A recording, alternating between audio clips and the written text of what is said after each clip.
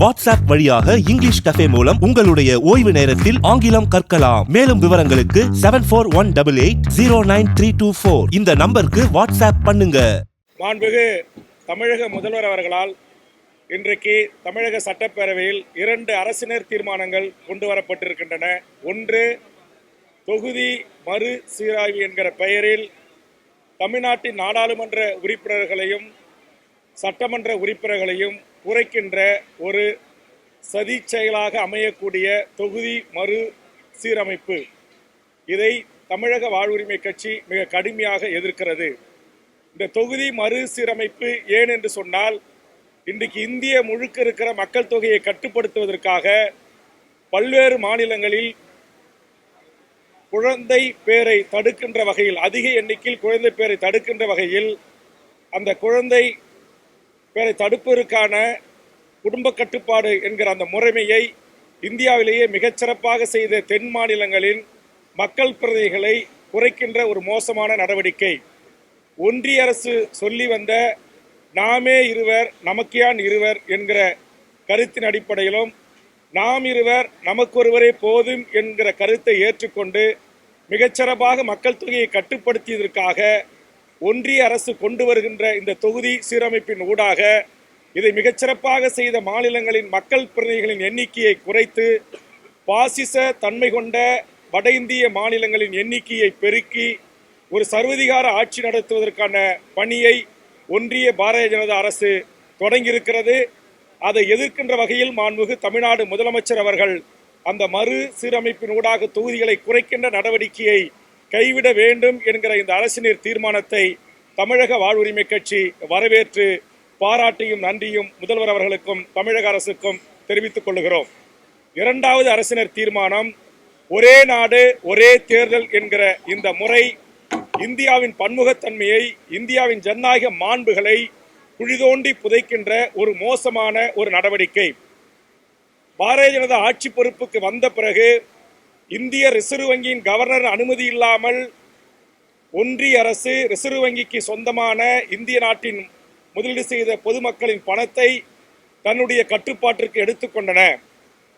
தான் சொல் பேச்சு கேட்காத எதிரான சித்தாந்தங்களை கொண்டவர்களை ரிசர்வ் வங்கியின் கவர்னர் பொறுப்பிலிருந்து தானாக விலகின்ற பல்வேறு அழுத்தங்களை தந்தன.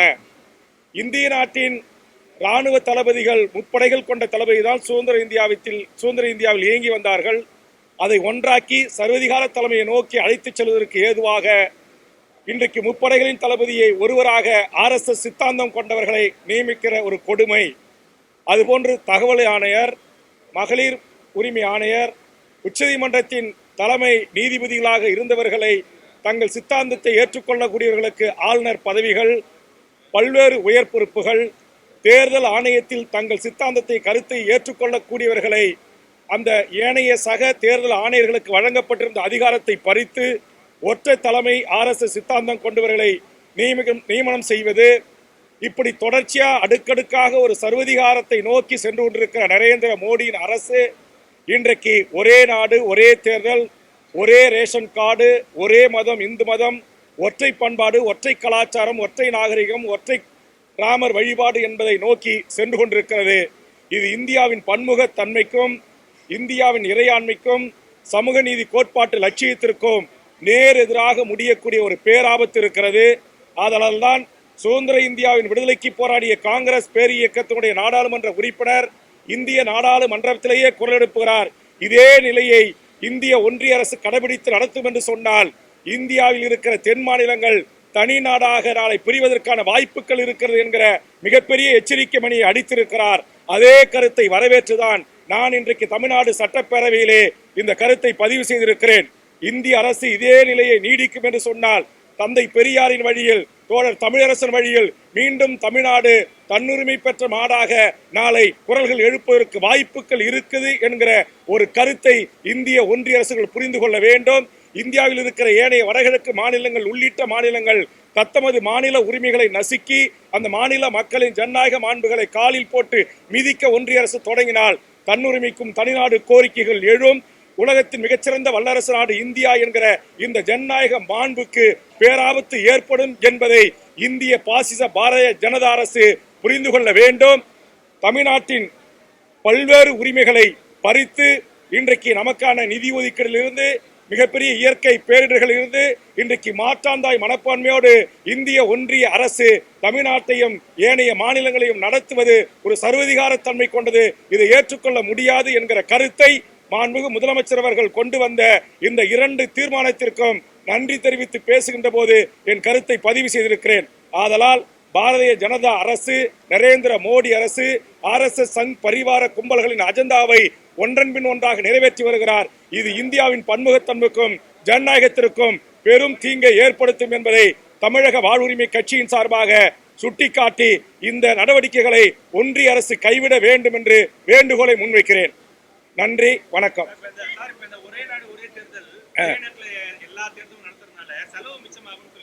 அது முழுக்க தவறானது. ஒரு நாடாளுமன்ற உறுப்பினரோ சட்டமன்ற உறுப்பினரோ ஒரு அகால மரணம் அடைந்தால் ஒரு தேர்ந்தெடுக்கப்பட்ட சில மாதங்களிலே அப்ப மீதி இருக்கிற 4.5 ஆண்டு அல்ல 4.25 ஆண்டுகள் அந்த இடத்திற்கான மக்கள் பிரிவுகளை யாரை நியமனம் செய்வார்கள்? இது மிகப்பெரிய கேள்வி இருக்கிறது அல்லவா? ஆக இவர்கள் கொண்டு வருகிற ஒரே தேர்தல் ஒரே நாடு என்கிற இந்த முறைமை என்பதும் இந்த சட்ட அமுலாக்கம் என்பதும் சாத்தியம் இல்லாத ஒன்று. ஒரு ஆட்சி கலைக்கப்படுகிறது, இல்லை ஒரு முதலமைச்சர் தன் பதவியை ராஜினாமா செய்கிறார் என்று சொன்னால் கூண்டோடு அந்த மாநிலத்தில் அடுத்த தேர்தல் நடைபெறுகின்ற வரையில், ஒரே தேர்தல் நடத்துகிற வரையில் மக்களுடைய உணர்வுகளை, மக்களுடைய பிரதிநிதிகளுடைய கருத்துக்களை கேட்டறியாமல் அந்த மாநிலம் எப்படி இயங்கும்? ஆக இது ஜனநாயக நாட்டில் ஏற்புடையதல்ல. இது ஜனநாயக மாண்புகளை, மரபுகளை குழிதோண்டி புதைக்கிற ஒரு பாசிச சர்வதிகார தன்மையை நோக்கி இந்தியாவை ஒற்றை ஆட்சி முறைக்கு கொண்டு செல்கின்ற ஒரு தீங்கான நடவடிக்கை.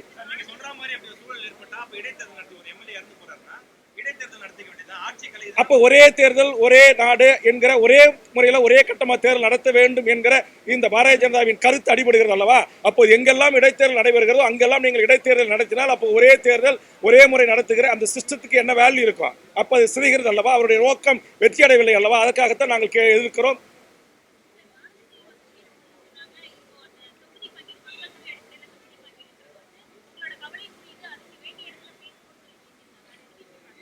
இல்ல, அதை அவர்கள் வரவேற்பது போல் பேசுகிறார்.